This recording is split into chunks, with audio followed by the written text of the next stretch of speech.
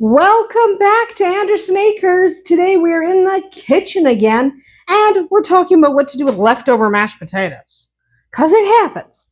You make potatoes for a big family dinner, and you end up with a bunch of leftovers. And you're like, well, I don't want to just warm them up and eat them like that. What can I do? One of the things you can do is make potato sandwiches. Potatoes are delicious, especially mashed potatoes. And they're even more fun when you do this. So, let's get started, okay? Now, if you don't have leftover mashed potatoes, you can whip up some mashed potatoes specifically for this recipe. But what we need is roughly 3 cups of mashed potatoes, okay? We're going to add to that bowl 1 egg, okay? We're going to add half a cup of breadcrumbs. Yes, you can use gluten-free breadcrumbs if that's what you need to use. That's fine. We are going to take some salt, and we're going to add what amounts to about 2 teaspoons of salt. We are going to get some black pepper, and we're going to add what amounts to about 1 teaspoon to 2 teaspoons. This is to taste. If you don't love pepper, don't add that much. We are going to take rosemary, 2 to 4 teaspoons. It's up to you. How much rosemary do you want? Then we are going to take some Parmesan cheese. Okay, some Parmesan cheese. About 1 tablespoon is good enough. And we're going to mix that up for our dough. Okay, it has to be pretty well mixed. Like, that's obviously not good enough. So you want to keep mixing. And I am heating a skillet off to the side, a griddle. I'm using a griddle in this case. So I'm just actually going to turn the griddle just so we can have a little more surface area to work with. Okay, so let's keep mixing this until everything is well incorporated, and let's try not flinging dough everywhere. Basically, we're making a dough out of our potatoes. Okay, and we're making it quite tasty. And you want your griddle nice and hot. Okay, you want it nice and hot. You want about medium heat. So I don't have it at high heat. You want it about medium.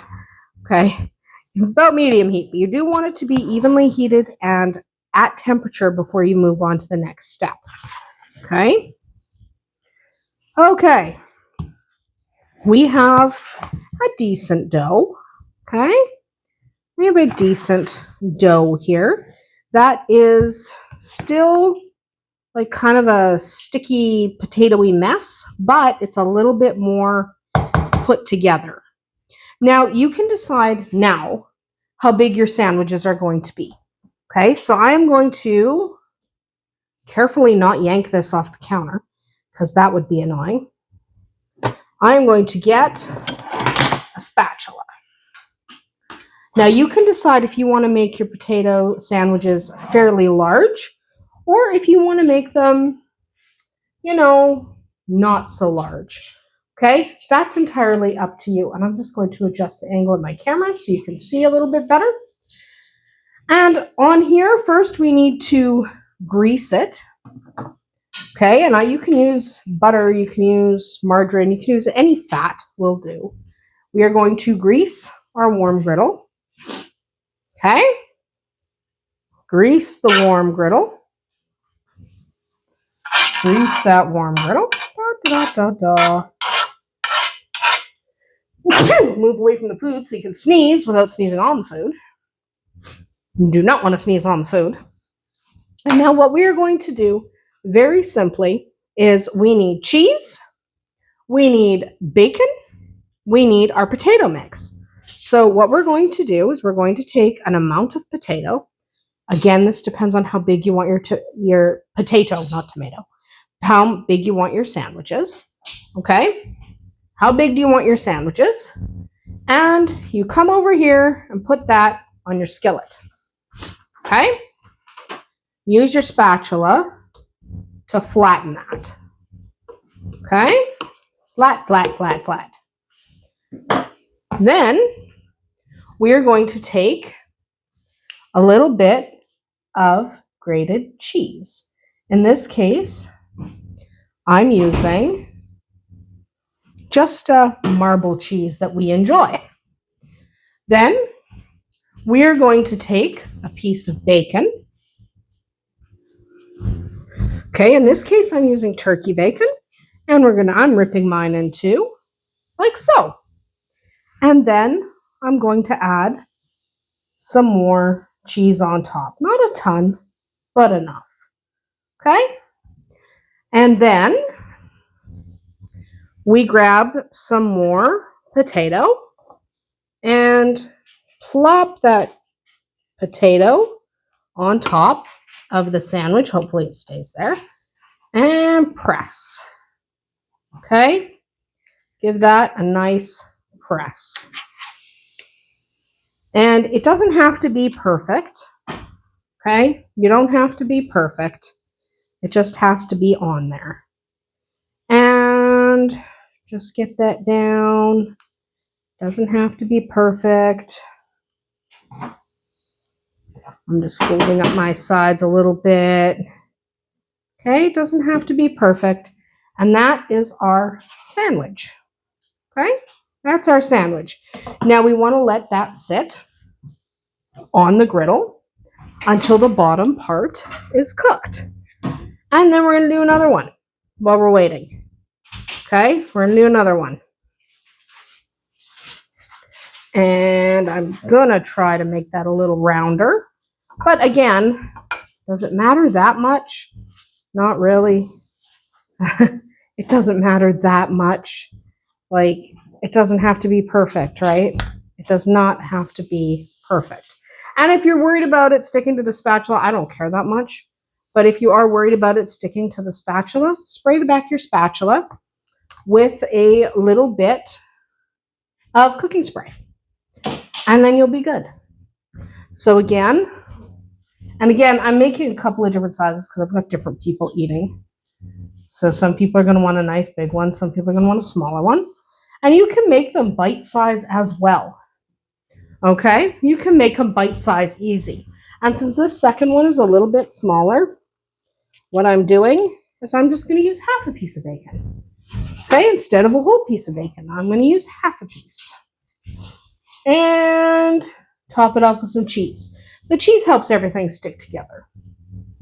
And can you use your hands? Sure. If you don't want to use the spatula, go ahead and use your hands. No big deal. Use the spatula to flip them, though, or you're going to regret it. Okay? Use the spatula to flip them. So, yes, you can use your fingers a little bit, but use the spatula to flip them for sure. And then again, we'll do one more. 3. I'm getting tired of the spatula already, but you do need your spatula to flip. Okay? And again, cheese. Cheese. I love cheese, personally. I know some people don't love cheese. I don't understand that. I think cheese is perfect. Cheese is the best food ever. And I don't understand why people don't like cheese. But if you don't like cheese, I guess that's fine. But I love cheese. I think cheese is like the best thing. So we're just going to take, again, some potato. Get that on there. Get that pressed. There we go.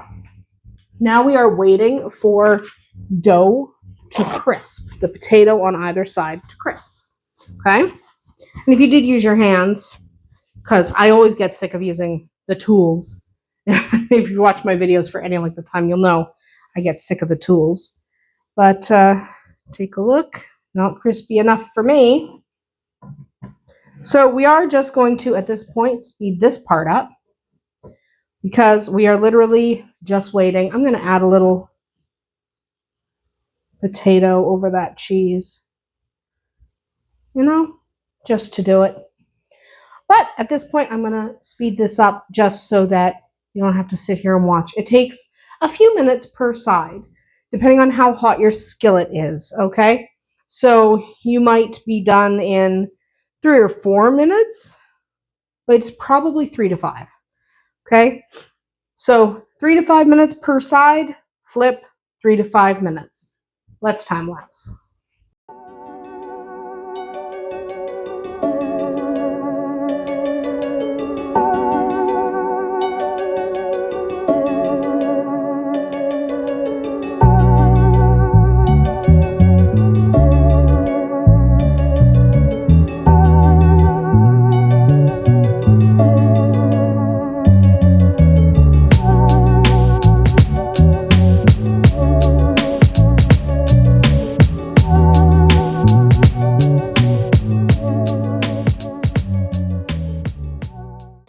All right, we are pretty much done.